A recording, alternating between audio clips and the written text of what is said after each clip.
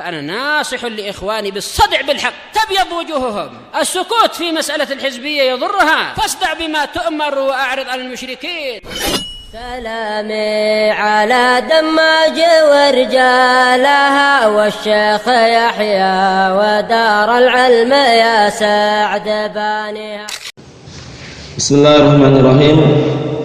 الحمد لله الذي أرسل رسوله بالهدى ودين الحق ليظهره على الدين كله وكفى بالله شهيدا وأشهد أن لا إله إلا الله وحده لا شريك له وأشهد أن محمدا عبده ورسوله لا نبي بعده. Ikhwani fillah, hafizakumullah jami'an. Pelajaran yang terakhir kita ambil mengenai pembagian daripada al-kalam.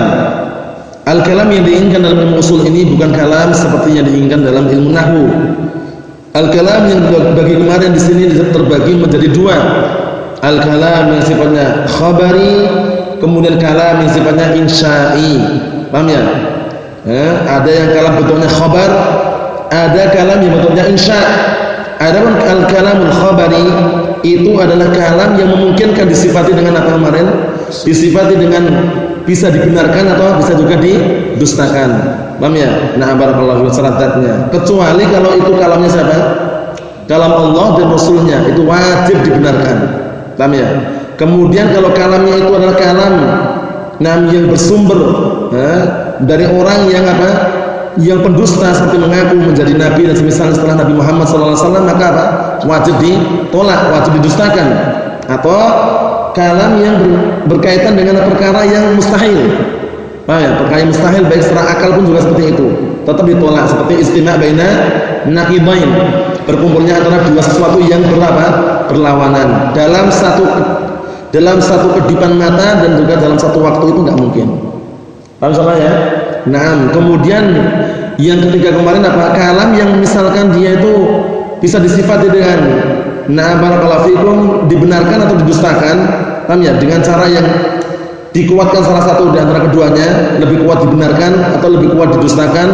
Itu misalkan kabar tentang seseorang yang barakallahu fikum datang yang sebelumnya orangnya hilang misalkan. Nah, sebelumnya orangnya hilang, kemudian kita kasih kabar ja'a Zaidun, Zaid telah datang. Nah, itu bisa jadi dibenarkan, bisa jadi apa? Ditolak. Barakallahu fikum. Itu secara pembagian yang beliau sebutkan di sini. Nah, sesuai dengan qarinah yang ada. Sekarang kita kembali ke pembagian yang inti, yaitu bahasa al-kalam terbagi menjadi dua, al-khabari, kemudian sekarang kita masuki yang al-insya'i. Qala al-muallif rahimahullah ta'ala, wal insya'u ma la yumkinu an yusafa bisidqi wal kadhib aw al kadhib. Nah, kalam insya itu adalah sebuah kalam yang tidak memungkinkan untuk disifati barakallahu fikum dengan benar atau dengan dusta. Jadi enggak boleh kita katakan kamu berdusta atau kamu benar, itu enggak bisa. Paham ya? Cuman jawabannya nanti bisa dikatakan na'am atau la, itu biasanya. Paham ya? Atau mengerjakan perintah tersebut. Karena kata beliau, wa minhu al-amru wa nahy. Nah, di antara kalam insya itu bentuknya adalah al-amru wa nahy. Perintah dan apa? Dan larangan. Perintah dan larangan. Kaqouli ta'ala, seperti firman Allah Subhanahu wa taala, wa'budullaha wa la tusyriku bihi syai'an. Beribadahlah kalian kepada Allah Subhanahu wa taala dan jangan sekali-kali kalian bersekutu atau mensekutukan Allah Subhanahu wa taala dengan sesuatu apapun. Ada perintah itu wa'budu, ada larangan la tusyriku. Ini namanya apa?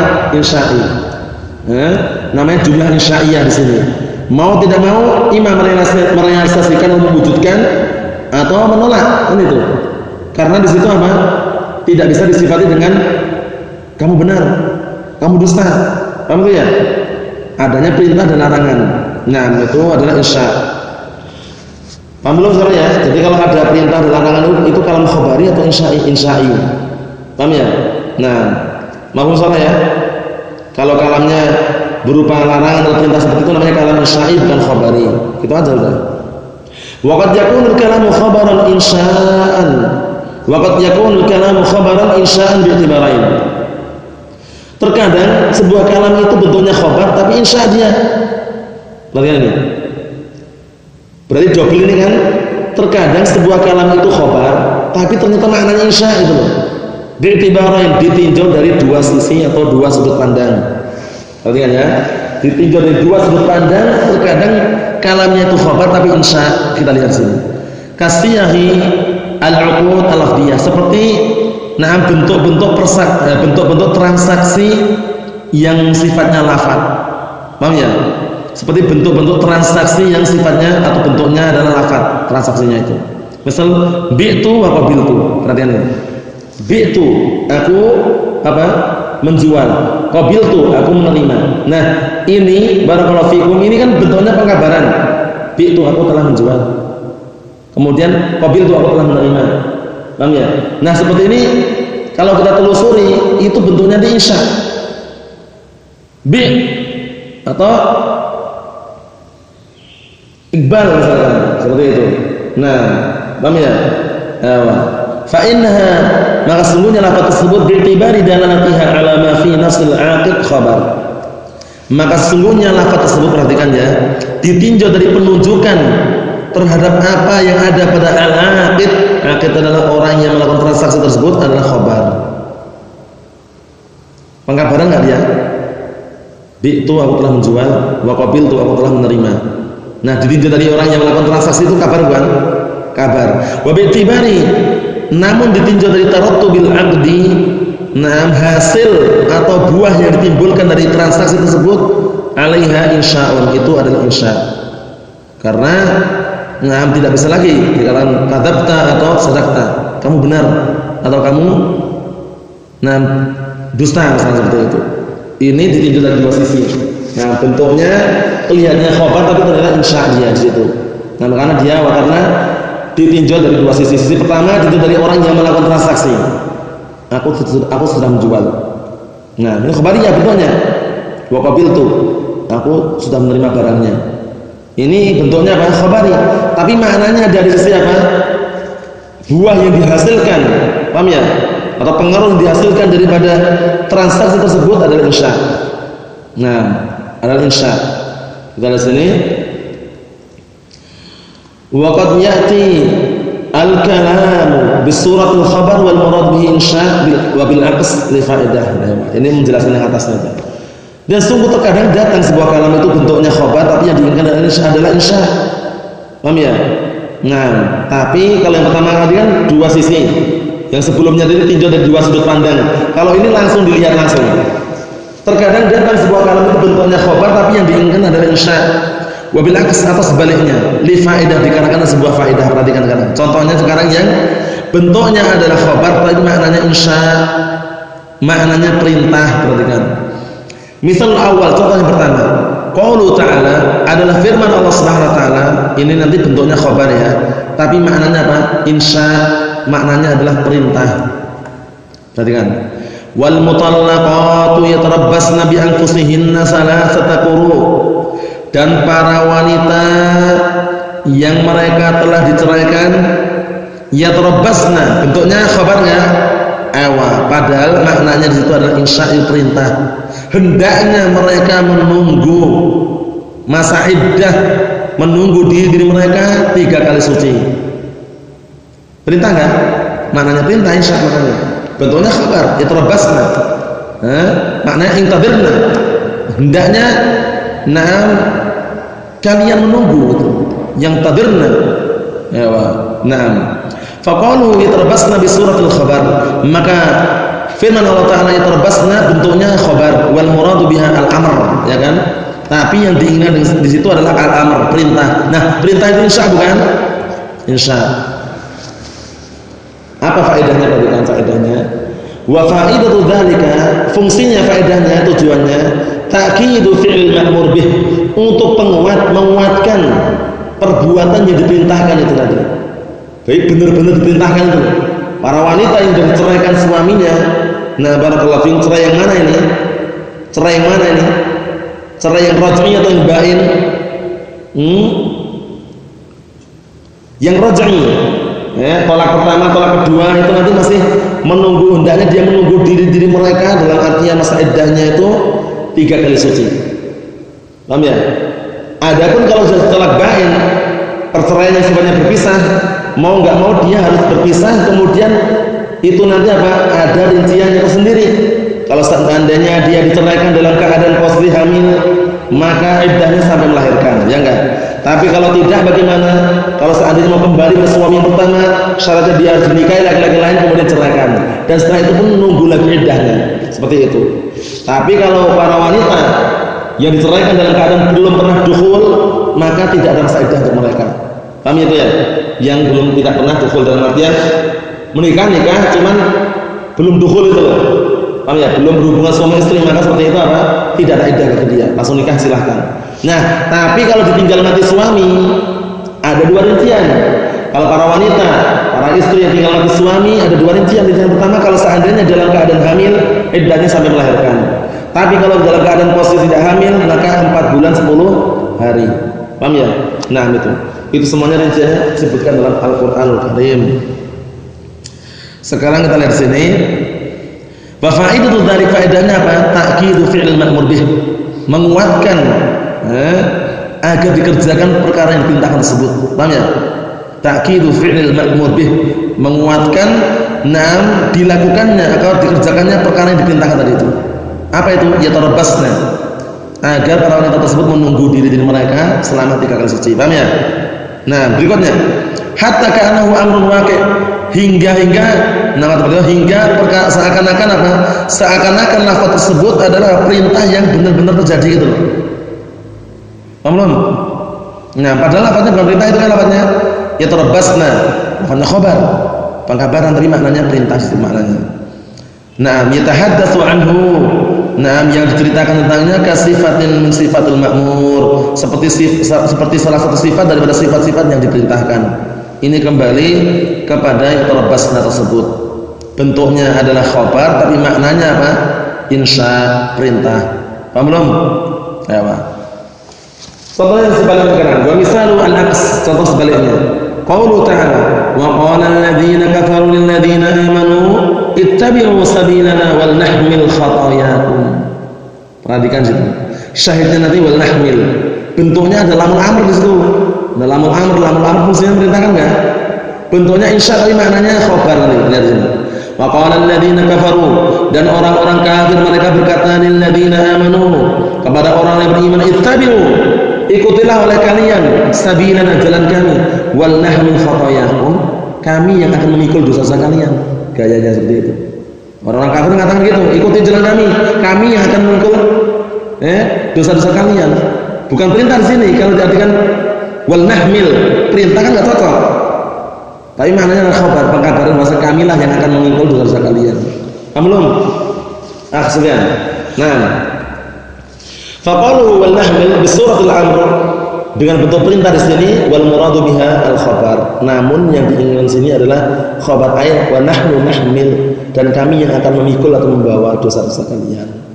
Wa fa'idu dzalik, faedahnya apa sih seperti ini faedahnya?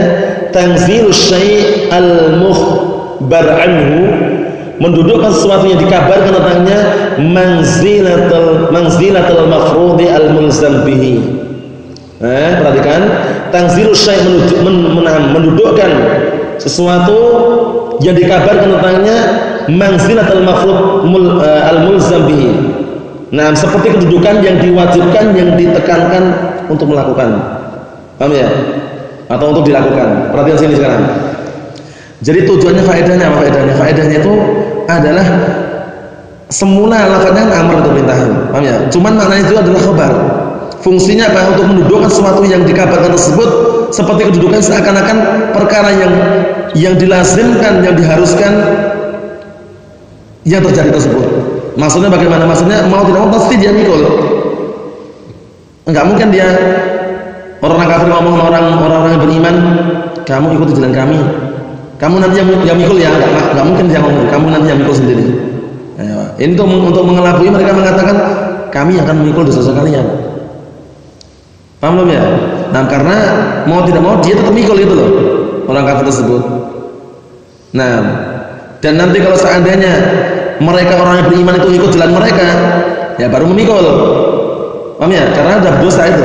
Nah, mikul dosanya masing-masing, dan plus yang orang kafirin tadi malah double dia mikulnya. Soalnya dia menunjukkan pada jalan yang tidak benar, ya kan? Nah, barakallahu fikum, man sanna fil Islam sunnatan sayyi'atan falahu wizruha wa wizru man amila biha. Paham salah ya? Nah, jadi kita sudah selesaikan al-kalam khabari dan al-kalam al-insya'i. Khulasahnya barakallahu fikum, al-kalam al-khabari itu pada asalnya adalah al-kalam, nah barakallahu fikum, yang bisa disifati dengan apa? Dibenarkan atau didustakan. Kalau insya'i itu sifatnya adalah perintah dan larangan, yang hukum asalnya tidak bisa disifati dengan dibenarkan atau didustakan. Nah, kemudian inti yang kita ambil dalam pembahasan seperti ini adalah apa? Adalah berkaitan masalah kalamullah jalla wa ala. Bahwasanya kalamullah jalla wa ala dan juga kalam Rasulnya itu mau tidak mau harus dibenarkan. Kemudian dari kalangan kalamnya orang kadzdzabin, para pendusta, itu mau tidak mau harus ditinggalkan. Paham ya? Harus ditinggalkan, harus didustakan. Nah, baik orang yang mengaku nabi atau orang-orang yang mengatakan perkara secara akal tidak mungkin bersatu, paham ya? Seperti istima' baina naqidain, bertemunya atau berkumpulnya dua sesuatu yang berlawanan tapi dalam satu ketukan satu waktu. Nah, semisal itu. Adapun insya' ini fungsinya untuk menunjukkan itu ada perintah atau larangan itu aja. Paham ya? Kalau itu larangan atau perintah itu insya'. Nah, ya, seperti itu. Sekarang baru pembagian yang berikutnya. Al-haqiqatu wal majaz. Nah, ini juga agak pusing-pusing dikit tapi santai aja. Nah, karena kalam itu ada yang hakikat, ada yang majaz. Aslinya kalau kita telusuri itu dulu-dulunya enggak ada majaz-majaz seperti ini. Yang membuat ini biasanya ahlul kalam, al-falasifah, yang mereka itu barakallahu fikum mengandalkan akal-akal mereka. Nah, sehingga terbagi menjadi hakikat dan majaz. Misalkan ya, ubudullah. Ini ucapannya ubudullah ini perintah ini hakikat atau majaz ini? Benar-benar diperintahkan atau enggak itu? Sama mereka istilahnya sama mereka diubah-ubah gitu loh. Nah, akhirnya ada yang namanya kalam majaz, ada kalam yang hakikat. Kalau yang hakikat mesti seperti apa? Seperti barakallahu fikum, Zaidun qa'imun, hakikat Zaid berdiri. Nah, yang majaz seperti apa yang majaz? Yang majaz seperti misalkan Zaidun kal asadi. Zaid itu seperti singa. Itu singa beneran atau apanya yang diinginkan? Ternyata keberaniannya, ini majaz menurut mereka. Paham ya? Cuma nanti yang sahih barakallahu fikum, laisa hunaka majazun la fil kitab wala fis sunnah wala fil lughah arabiyyah. Semuanya hakikat nanti. Paham ya? Tidak ada majaz, tidak dalam Al-Qur'an, tidak dalam As-Sunnah, tidak pula dalam bahasa Arab, enggak ada majaz. Terus bagaimana kalau seperti misalkan Allah Ta'ala berfirman, was'alil qaryata, dan bertanyalah kalian kepada negeri. Apakah negeri bisa berbicara? Atau yang dimaksud adalah penduduk negeri? Nah, berarti majaz. Kata mereka, berarti majaz ini. Kita katakan tidak. Itu kembali ke uruf. Dalam artian yang diinginkan di situ tidak mungkin kalau yang namanya bertanya kepada penduduk kepada negerinya, tapi penduduknya. Kembali ke hakikat. Karena nanti hakikat ada tiga. Hakikat urfiyah, hakikat yang sesuai dengan apa? Adat istiadat setempat atau ada istiadat gitu. Nah, atau kebiasaan. Kemudian ada yang hakikat secara lughawiyah bahasa. Ada yang hakikat secara syar'iyyah nanti. Nah, barakallahu fiikum, kita lihat nanti ya. Qala al-mu'allif al-haqiqatu wal majaz wa yanqasimul kalamu min haitsul isti'mal ila haqiqatin majazin. Fungsinya al-mu'allif mungkin menyebutkan di sini untuk membantah mereka juga. Nah, barakallahu fiikum. Bahwasannya kalam itu ditinjau dari penggunaannya, istimal penggunaannya ya, ditinjau dari penggunaannya terbagi menjadi dua, hakikat sama majaz. Paham ya? Kalam yang hakiki sama kalam yang majazi. Fal haqiqatu, apa sih kalam hakikat itu? Kalam dikatakan hakikat sesuai dengan hakikatnya itu. Hiya al-lafdzul musta'malu fi ma wudi'alah. Sebuah lafaz yang digunakan untuk perkara yang memang diletakkan untuknya itu. Memang diletakkan untuk hakikat sesuatu tersebut itu. Tidak untuk yang lainnya. Dalam artian tidak meminjam sebuah kalimat itu loh. Tapi kalau yang kalian minjam, Zaidun kal asadi, Zaid itu seperti singa. Nah, dia minjam lafaz apa? Keberaniannya diganti dengan lafaz singa. Ini namanya majaz seperti itu. Berdasarkan pembagiannya. Nah, tapi kalau hakikat itu apa? Al-lafdzul musta'mal fi ma wudi'alah, sebuah lafaz yang digunakan fima untuk perkara yang wudi'alah memang diletakkan untuknya itu. Paham belum? Memang diletakkan untuknya. Seperti contohnya apa? Contohnya seperti barakallahu fikum, singa itu hewan yang atau singa itu binatang buas. Tepatnya itu. Memang seperti itu. Memang singa itu binatang buas itu. Nah, itu hakikat seperti itu. Lihat sini. Misal contohnya asadun lil hayawanil muftaris. Asadun. Asad ini digunakan untuk apa? Hewan singa. Lil hayawan muftaris, untuk hewan buas. Muftaris itu buas ya. Memangsa buas. Paham belum? Ini hakikat enggak nih? Hakikat, bahkan asadun singa dijuluki dengan apa? Malikul ghabah itu. Malikul ghabah, raja hutan. Malikul ghabah, raja hutan dijuluki dengan singa kan? Ewa. Nah, dan ini namanya hakikat itu. Ya, maksudnya dalam artian biasanya itu menguasai hewan-hewan yang lain itu. Paham ya? Nah, tapi di sini intinya apa? Asadun itu digunakan untuk hewan yang atau untuk nama binatang buas, benar kan? Singa. Fa kharaja bi qaulina al-musta'mal, keluar dari ucapan kami, nah, atau dikeluarkan dengan ucapan kami ini al-musta'mal al-muhmal. Al-muhmal itu berarti kalam yang tidak digunakan. Musta'mal yang digunakan, muhmal itu yang tidak digunakan. Fala yusamma haqiqatan wala majazan. Kalam yang tidak digunakan itu tidak dinamakan hakikat, tidak pula majaz. Sudah kita jelaskan ya. Pendapat yang sahih masalah majaz ini enggak usah bingung. Laisa hunaka majazun la fil kitab wala fis sunnah wala fil lughah al-arabiyyah, itu yang sahih. Tidak ada di sana itu majaz, tidak dalam Al-Qur'an, tidak pula dalam As-Sunnah, tidak pula dalam bahasa Arab. Yang ada itu hakikat. Cuman hakikat itu berbeda-beda. Paham ya? Hakikat itu berbeda-beda. Kita lihat sini. Cuman kita ikuti alur beliau, karena beliau juga terlanjur membahas masalah majaz, kita ikuti apa yang beliau sampaikan di sini. Wa kharaja biqaulina fi ma mudi'alah al-majaz. Dikeluarkan atau keluar dengan ucapan kami untuk perkara-perkara yang memang diletakkan untuknya, atau untuk sesuatu yang diletakkan untuknya al-majaz. Karena majaz ini lafaznya nanti diletakkan bukan untuknya aslinya. Minjam lafaz itu istilahnya majaz itu. Semacam minjam lafaz. Seperti apa? Nah, tadi Zaidun kal asadi. Zaid itu seperti singa. Meminjam lafaz singa untuk apa? Keberaniannya. Namanya apa namanya? Majaz. Paham belum nih? Jadi lafaz di situ diletakkan Zaidun kal asadi. Zaid seperti singa. Ini hakikat atau enggak? Bukan hakikat. Kenapa? Karena lafaz kal asadi diletakkan bukan untuk aslinya, tapi untuk seakan-akan meminjam lafaz gitu. Meminjam lafaz. Nah, berbeda kalau kita katakan asadun ya, lil hayawan muftaris. Singa itu adalah nama untuk hewan yang buas. Benar enggak itu? Hah? Benar enggak? Singa itu sebuah nama untuk binatang buas, benar enggak? Benar. Oh ya, benar. Ayo, nah, kita lihat sini. Wa tanqasimul haqiqah ila salasi aqsam. Nah, sekarang kalam yang sifatnya hakikat itu hakiki, itu masih terbagi menjadi 3 lagi.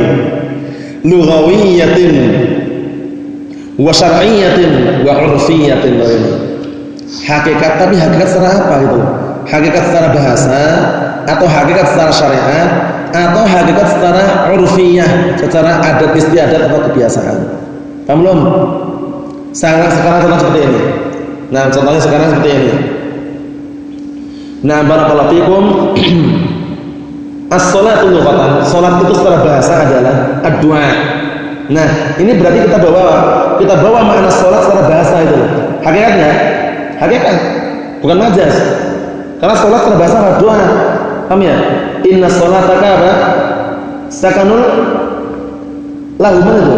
Sesungguhnya salat kalian itu bukan salat takbir, itu bukan doa kalian. Paham ya? Doamu. Paham ya? Nah, ketenangan untuk mereka, menunjukkan bahwasanya salat itu secara bahasa maknanya apa? Doa. Tapi secara apa? Secara hakikat, secara apa? Lughawiyah. Paham belum? Nah, adapun secara istilah lain lagi. Harakatun makhsusatun fi waqtin makhsus bi qira'atin makhsusatin, ya kan? Nah, allati uftutiha bitakbir wa ukhtutima bitaslim. Itu harakat yang khusus di waktu yang khusus dengan bacaan-bacaan yang khusus. Paham ya? Kemudian diawali dengan takbiratul ihram, diakhiri dengan salam. Itu salat secara istilah, secara syar'iyyah namanya. Salat secara syar'iyyah. Hakikatnya tadi hakikat syar'iyyah. Paham belum? Nah, barakallahu fikum. Kalau hakikat urfiyah seperti misalkan apa? Misalkan ada orang untuk masalah masafah perjalanan jarak itu, untuk orang dikatakan safar itu kembali ke urf, kembali ke urfiyah. Nah, jadi kalau orang masyarakat setempat mengatakan itu safar, ya berarti itu safar. Berarti itu apa berarti? Hakikatun urfiyah. Paham ya? Hakikatun urfiyah seperti itu. Dengan hakikat tapi sesuai dengan urf, sesuai dengan urf. Nah, kita lihat di sini, fal-lughawiyatu hiya al-lafdzul musta'mal fi ma mudi'a lahu fil lughah. Maka kalam yang sifatnya atau hakikat yang sifatnya lughawiyah adalah sebuah lafaz yang digunakan fima untuk perkara atau untuk sesuatu. Nah, wudi'a lahu diletakkan untuknya di dalam bahasa Arab, di dalam bahasa. Jadi dalam artian secara globalnya kita katakan hakikat lughawiyah itu adalah secara bahasa gitu. Dilihat ditinjau dari secara bahasa, bukan secara syariat, bukan secara urfiyah juga. Nanti secara urfiyah itu kembali ke adat setempat misalkan urf. Nah, kita lihat di sini. Jadi lafaz yang digunakan pada perkara yang diletakkan padanya fil lughah secara bahasa, dalam bahasa. Fa kharaja bi qalina fil lughah al haqiqatu syar'iyyah wal urfiyah. Maka keluar dengan ucapan kami di dalam bahasa Arab apa itu? Hakikat secara syariat dan hakikat secara urf. Paham ya? Nah, misal dari as-shalah tadi ini. Contohnya adalah salat. Salat itu apa? Salat itu dilihat dulu maknanya apa? Salat yang mana yang diinginkan? Misal dari as-shalah contohnya adalah salat fa inna haqiqataha lughawiyah. Ya. Karena sesungguhnya hakikat daripada salat itu secara bahasa Arab, secara bahasa ad-du'a. Tahu belum sekarang nih? Jadi perlu perhatikan ini. Nah, fatna barakallahu fikum. Fatuhmal alaihi atau fatahmil alaihi fi kalami ahli lughah. Maka engkau membawa barakallahu fikum kalam tersebut kepada kalam ahli lughah, kalam orang bahasa Arab. Paham ya? Nah, atau fatuhmal juga bisa ya. Fatuhmal itu kembali ke hakikat lughawiyah. Maka hakikat secara bahasa tadi dibawa kepada apa? Dibawa kepada kalam ahli lughah, kalam ahli bahasa Arab. Paham belum? Innallaha wa malaikatahu yusholluna 'alan nabi. Yusholluna 'alan nabi. Itu salat bukan itu? Ya? Innallaha wa malaikatahu yusholluna 'alan nabi. Sungguhnya Allah Taala dan para malaikatnya, malaikat itu salat untuk Rasulullah. Salat atau bukan? Tapi apa? Doa. Paham ya? Doa permintaan sanjungan dari Allah Subhanahu wa taala yaitu untuk apa? Untuk Nabi kita Muhammad SAW di atas langit di hadapan makhluk-makhluk penduduk langit itu. Kita lewati kemarin kan? Nah, as-sana min Allah Jalla wa Ala, amama al-mala'il a'la sana. Mala'il a'la maksudnya penduduk langit, para malaikat. Apa maksudnya ya? Nah, itu secara bahasa. Paham? Jadi kalam seperti itu kan, misal kita berbicara atau membahas misalkan dalam sebuah pembahasan ada contohnya al-kalamu fil lughah.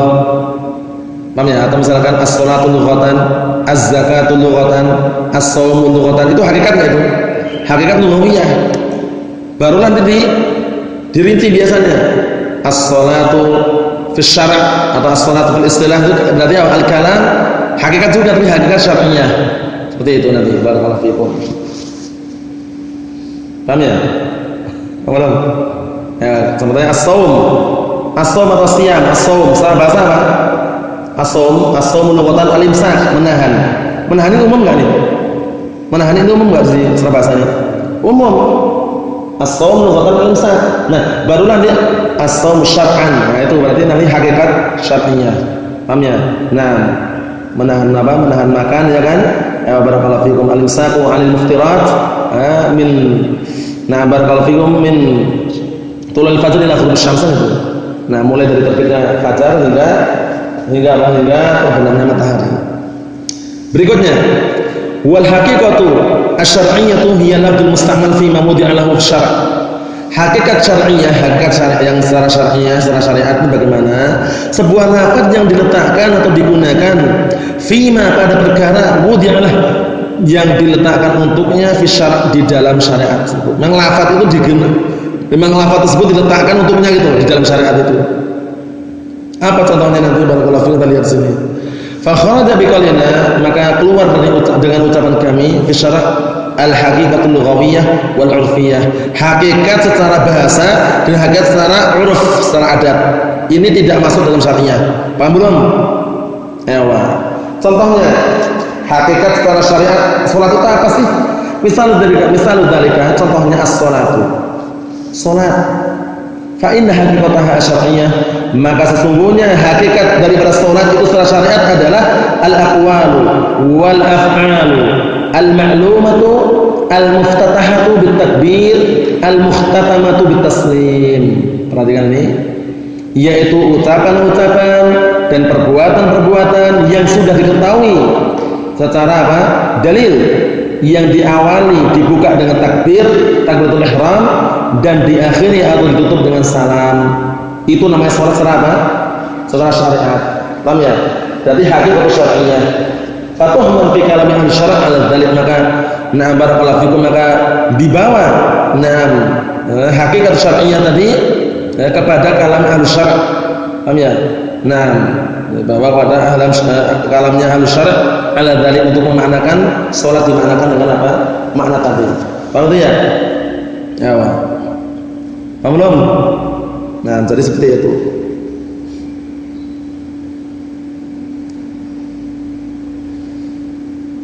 Kemudian berikutnya satu lagi, wal haqiqatul 'urfiyyah sekarang. Sekalian jadi sekarang pembagiannya. Jadi hakikat secara 'urfiyyah itu bagaimana? Hakikat secara adat atau kebiasaan itu bagaimana maksudnya? Hiya al-lafzul musta'mal fi ma wudi'a lahu fil 'urf, yaitu sebuah lafaz yang digunakan pada perkara yang memang diletakkan untuknya fil 'urf, di dalam 'urf, dalam kebiasaan atau adatnya. Fa kharaja bi qaulina fil 'urf al-haqiqatul lughawiyyah wa syar'iyyah, keluar dengan ucapan kami fil 'urf adalah hakikat secara syariat dan hakikat secara bahasa. Misal dari contohnya sekarang secara barakallahu fikum secara 'urf bagaimana? Ad-dabah. Ya, dabah ini apa sih dabah ini? Dabah itu apa? Wa minhum may yamshi. Barakallahu fikum, Allah Ta'ala berfirman,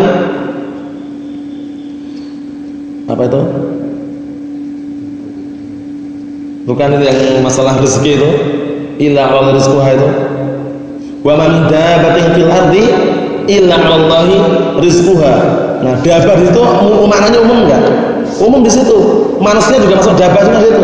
Semuanya yang hidup melata, yang hidup di muka bumi, hewan, manusia, masuk juga di situ. Paham ya? Illa 'ala Allahi rizquha. Nah, sekarang perhatikan sini. Wa misal dzalik dabah. Fa inna haqiqataha, hakikat dabah itu sendiri kalau dikembalikan pada hakikat urfiyah, kebiasaan adatnya yang namanya dabah itu dzatul arba'. Itu hewan-hewan yang memiliki apa? 4 kaki. Minal hayawan, dari kalangan hewan. Manusia ini hewan bukan? Manusia ini. Hayawan natiq dhahik. Hewan yang bisa berbicara, tertawa. Bisa tertawa dan juga bisa bicara, tapi yang diinginkan di sini lain ya, diinginkan ini ya. Perhatikan ini.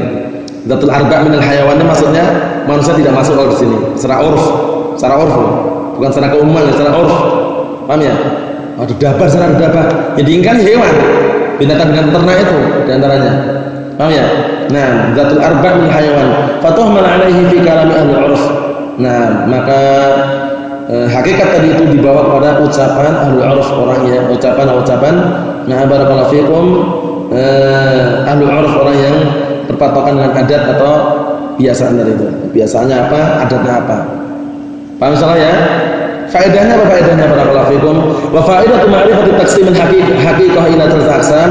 Faedah tujuan mengenal atau mengetahui pembagian hakikat terbagi menjadi 3 jenis ini, annahmila kulla lafdhin ala ma'nahu al-haqiqi fi mawdi'in isti'malih.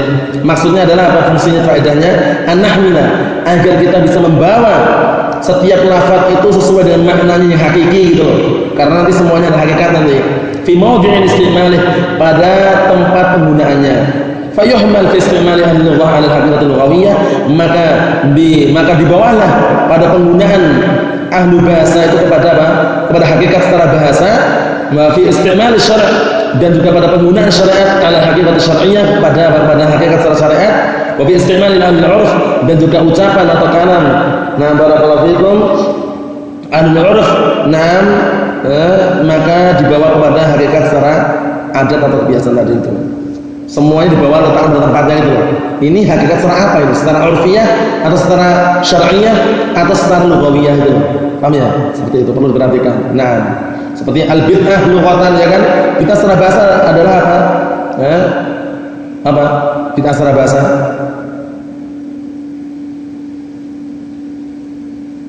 Kullu ma uhditsa min ghairi masalah sabiq. Setiap perkara yang baru yang diadakan tanpa ada contoh sebelumnya. Umum enggak itu? Umum. Paham ya? Nah, kullu ma uhditsa min ghairi masalah sabiq. Seluruh perkara yang dibikin yang tidak ada contoh sebelumnya, seperti mobil, bentuknya enggak ada, pesawat, itu bid'ah. Paham ya? Jadi dibawa kepada maknanya masing-masing sesuai dengan kadarnya.